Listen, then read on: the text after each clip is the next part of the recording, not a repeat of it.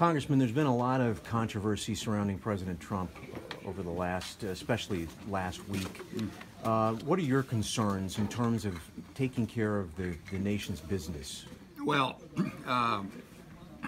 what I've said is that I really wish that President Trump would tweet about his policy objectives rather than real or perceived slights that he may have had.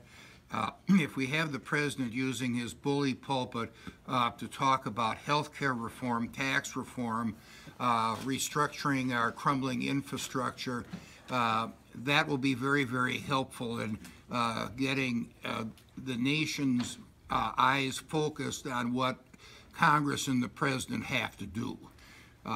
So, I would be, very hopeful, that the president will use his very powerful Twitter account and keep his eye on the ball, talking about these very important issues that Congress and the president and the American public have to face.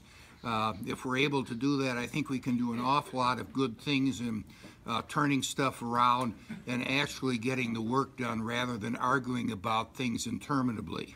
Are you in favor of the independent investigation? I am in favor of the independent investigation, and when I was chairman of the Judiciary Committee in the last decade, I worked very closely with Mr. Mueller.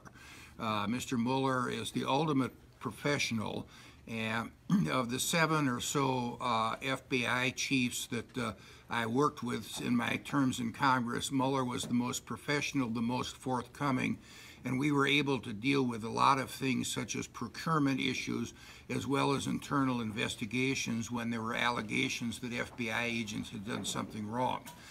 What I will say is now that this is a criminal investigation, and Mueller has said that, it will be harder for Congress to do its job because there will be a lot of witnesses that will be asking for immunity or they will plead the Fifth Amendment.